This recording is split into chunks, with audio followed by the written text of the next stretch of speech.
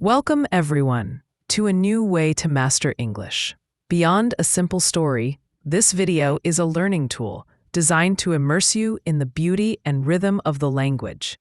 Listen closely as we delve into one of the most incredible tales of our time, told in a clear and compelling style. Pay attention to the natural flow, the unique turns of phrase, and the powerful vocabulary that brings this story to life. Let's learn English together through the power of a great story. In the early 2000s, the space industry felt like a relic of the past. It was monopolized by governments and a few large corporations, where every rocket launch cost hundreds of millions of dollars, and the booster was simply thrown away into the ocean. For example, launching a satellite for NASA or the Pentagon was an incredibly expensive and time-consuming process. This outdated model is precisely what compelled Elon Musk to act. He believed that humanity must become a multi-planetary species, but he understood that at these prices, it was impossible. His most audacious idea was to make rockets reusable, just like airplanes. He reasoned, imagine flying from New York to London and then throwing the plane away. It's absurd. He decided to create a company himself to lead this revolution. In 2002, using a portion of his PayPal profits, he founded Space Exploration Technologies Corp., SpaceX. His first goal, which seemed like madness, was to reduce the cost of spaceflight by a factor of 10. To achieve this goal, Musk decided to start by developing a small rocket to perfect key technologies and reduce risks in the early stages. His first brainchild was the Falcon 1, a two-stage launch vehicle named after the fictional Millennium Falcon spaceship from Star Wars. He set an unimaginable task for his team at the time: to create almost all rocket components from scratch, including engines, avionics, and software. For instance, instead of buying expensive engines from third-party suppliers, as other companies did, SpaceX developed its own Merlin engine. This decision was not only about cutting costs, but also about having complete control over production and quality, a direct lesson from his experience with PayPal. Engineers worked around the clock in modest conditions at a factory in El Segundo, California, where every inch of space was vital. They lived and breathed this rocket, understanding that not only the fate of the company, but perhaps Elon Musk's own future depended on it. The first 3 launches of the Falcon 1 were not just setbacks. They were genuine tragedies that tore the entire team's hopes to shreds. Each launch began with nervous anticipation, a heart-stopping moment as the giant rocket slowly lifted off the ground. But then hope would turn to a nightmare. The first launch on March 24, 2006, ended in a complete failure that was both shocking and swift. The team of SpaceX engineers, led by Tom Mueller, who designed the engines, made a fateful mistake. Only 25 seconds after liftoff, a fuel leak occurred because an aluminum nut was not tightened to the correct torque, leading to a fire. It was a painful but simple lesson. Even the tiniest detail can destroy an entire mission. The second launch, on March 21, 2007, was even more humiliating. The rocket took off, but suddenly went haywire, as if it had lost its mind, and began spinning uncontrollably until it crashed into the ocean. The problem was that leftover fuel in the tank sloshed around and disrupted the flight's stability. The avionics system tried to correct it, but couldn't. This failure was particularly painful. It was as if the rocket was mocking them before giving up. But the most devastating blow came with the third launch on August 3, 2008. This was their last chance. Tens of millions of dollars and the company's future were on the line. The team was confident because they had fixed every error they knew of. However, at the most critical moment, the engine suddenly went silent. It just shut off. The engineers discovered the cause was a software glitch. Programmers had written code that incorrectly interpreted fuel consumption data, leading to a premature engine shutdown. This quiet, soundless failure was more crushing than any explosion. These 3 failures didn't just cost him and the company nearly $100 million. They pushed SpaceX to the brink of complete collapse. By this point, Musk had invested $100 million of his own money into SpaceX and around $70 million into Tesla. The company had become a laughingstock in the space industry. Experts, competitors, and even Musk's friends saw him as a lunatic who was throwing his money away, trying to achieve the impossible. By August 2008, Elon Musk had only a few $1,000,000 left, which he split between SpaceX and the equally struggling Tesla. He stood on the verge of his third and, it seemed, final financial collapse. By late 2008, Elon Musk had almost no money left. SpaceX was on the brink of bankruptcy, and the company had not a single successful launch to its name. The 4th launch of the Falcon 1, scheduled for September 28, was their last chance. It was everything. The team of 500 engineers and technicians, having endured 3 public humiliations, worked in a state of absolute desperation. This small group of people looked like David against Goliath compared to the tens of thousands of employees at aerospace giants like Boeing and Lockheed Martin. At stake was not just the future of the company, but Musk's entire dream of reusable rockets and the colonization of Mars. The whole world was watching them, expecting another failure. No private company in history had ever managed to launch its rocket into orbit. This was not just an engineering task. It was a battle against skepticism, against a financial abyss, and against physics itself. In a tense silence, the world watched on September 28, 2008. When the announcer declared that all systems are go, nerves were stretched to the breaking point. From the countdown to the liftoff, every step of the Falcon 1 was perfect. Finally, after a few minutes of flight, the rocket successfully reached orbit. It was not just a success, it was a triumph. In the Mission Control Center, cries and tears erupted. A deafening roar of jubilation broke out as the team, having endured 3 years of humiliation, had finally proved that their dream was not madness. Musk himself, who had invested almost everything he had into this idea, could not hold back his emotions. He approached the microphone, his voice trembling. "They said it couldn't be done," he said. "They were wrong." But even in this moment of triumph, the financial battle wasn't over. While the team celebrated, Elon Musk continued his desperate fight for the survival of both companies. He knew he had no money left for a 4th launch, and if he couldn't find funding, both SpaceX and Tesla would go bankrupt simultaneously. The culmination of this struggle came on Christmas Eve 2008, as Musk frantically made last-ditch phone calls to investors, trying to convince them that his companies were not just empty promises. He called venture funds and old acquaintances, including Draper Fisher Jurvetson, who had supported him in the past. But each time he heard the same thing: the 2008 crisis. "Not now, Elon. The risks are too high. No one will give you money." He was rejected one after another. He stood on the verge of his third and, it seemed, final financial collapse, ready to put in his last few $1,000,000. But at the last moment, on December 23, 2008, NASA announced that it had selected SpaceX for a $1.6 billion contract to deliver cargo to the International Space Station.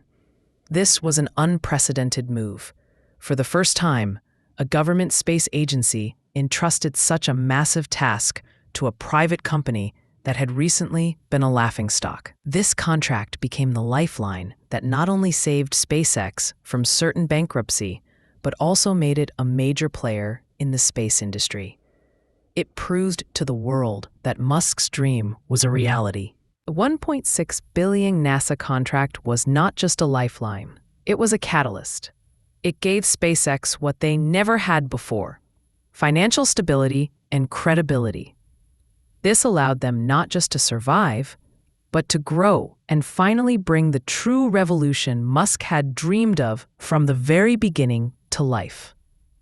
The team of engineers, who had recently been on the verge of a nervous breakdown, now had the opportunity to work on a much more ambitious project. Their next goal was the Falcon 9, a new generation rocket, far larger and more powerful than the Falcon 1. Its primary mission was not just to launch satellites into orbit, but to deliver cargo and, eventually, astronauts to the International Space Station. For this mission, SpaceX also began developing the Dragon spacecraft, capable of autonomously docking with the ISS. This was a task that had, until then, been considered the exclusive domain of government space agencies like NASA. Musk's team was not just building rockets. They were creating a full-fledged transportation system for space. This system consisted of several key components. The Falcon 9, this was the truck, designed to deliver cargo and people. The Dragon, this was the cargo bay or container, capable of delivering both pressurized cargo for astronauts and unpressurized cargo in its trunk for external work on the ISS. Ground infrastructure, these were the ports of departure and arrival. SpaceX built its own ground stations, including launch pads at Cape Canaveral and a specialized mission control center in Hawthorne that tracked every mission in real time. The parking spots for rockets, these were the marine drone ships with the poetic names "Of Course I Still Love You" and "Just Read the Instructions," where the rocket stages were designed to return. But Musk and his team's true goal was not simply to repeat success, but to achieve the next level. They began to work actively on the reusability technology that had been their original mission. This idea seemed incredibly difficult for several reasons. Speed and extreme heat. The rocket returns to Earth at hypersonic speeds, and as it passes through the dense layers of the atmosphere, it heats up to melting temperatures. For instance, it gets as hot as a meteor we see in the night sky. A completely new thermal protection system had to be developed to withstand such infernal heat. Pinpoint accuracy. Imagine trying to land a 15-story skyscraper on a small, moving pontoon in the middle of the ocean. The Falcon 9's first stage had to land with millimeter precision on a marine platform.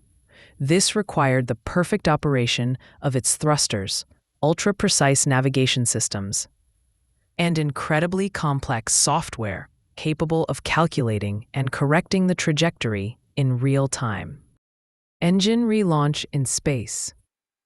For landing, the first stage engines had to be restarted. No one had ever done this for commercial purposes before. An engine that had just operated under wild G-forces and temperatures had to be fired up again in a vacuum. This was one of the riskiest and most complex engineering challenges. Structural integrity. A rocket had to be built that was light enough to fly, but also strong enough to withstand multiple flights, landings, and relaunches. This was a paradox. Every part had to be simultaneously lightweight and incredibly reliable. Musk was obsessed with this idea. He believed it was the only way to make spaceflight truly cheap and frequent. The first attempts at landing a rocket were just as dramatic as the first launches. The rocket either crashed, exploded, or simply tipped over, slamming into the ocean. Musk himself joked about these failures, calling them rapid, unscheduled disassembly. Each time, the team of engineers collected data and made hundreds of adjustments to the software and design. People who watched this saw it only as proof of Musk's madness, but they didn't realize that each crash was not just a failure, but a valuable lesson that brought them closer to their goal. On December 21st, 2015, everything was different. After successfully launching 11 satellites into orbit, the world held its breath. The first stage of the Falcon 9 began its return journey. This time, it didn't fall, it didn't explode, and it didn't miss. Before the eyes of an astonished public, the massive 15-story rocket gently and confidently descended onto the landing pad at Cape Canaveral. Its landing legs deployed, and it stood perfectly upright, as if it were just parking. Mission Control in Hawthorne erupted in cheers. It was the moment a dream became reality. For the first time in human history, a rocket stage was not discarded, but returned. This was not just a technical achievement. It was a colossal paradigm shift. Musk proved that spaceflight could be a reusable service, not a single-use one. Just like air travel, he showed the whole world that the space industry could become much cheaper and more accessible, paving the way for a new era of space exploration. The success of the Falcon 9 was not the end, but only the beginning. While the rest of the world was celebrating the first successful rocket return, Elon Musk was already working on the next, far more ambitious goal. If the Falcon 9 was the first step toward reusable flights, the Starship was meant to be the true spacecraft capable of changing our entire civilization. This system, consisting of the Super Heavy booster and the Starship vehicle itself, was initially designed for one main purpose: to take humanity to Mars. The Starship project is the embodiment of Musk's idea for an interplanetary transport vehicle that operates like an airplane.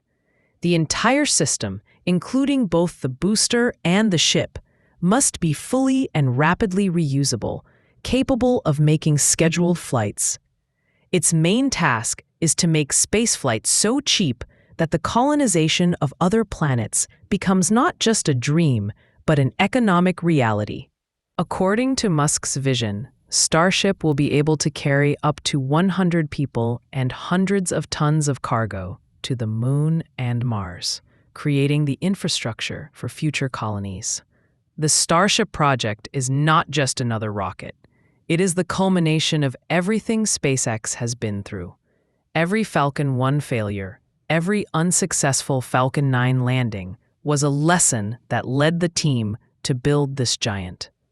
It is the very tool that, according to Musk, will make humanity a multi-planetary species and protect it from existential threats. The story of SpaceX is more than a story about rockets. It is a story about a person who refused to give up when the whole world doubted him. It is a story of how 3 complete failures couldn't break a dream, and how the belief in the impossible led to the biggest breakthrough in the history of space exploration. SpaceX isn't just building rockets, it's building a future where humanity isn't confined to a single planet. We have witnessed a company's journey from a small startup on the brink of bankruptcy to the leader of the space industry. Now, as Starship takes its first steps, we stand on the threshold of a new era. This isn't just the next launch. It's the first step toward making humanity a multi-planetary species. If you were inspired by this story of resilience and ambition, subscribe to our channel so you don't miss out on other stories about the greatest minds and achievements of our time.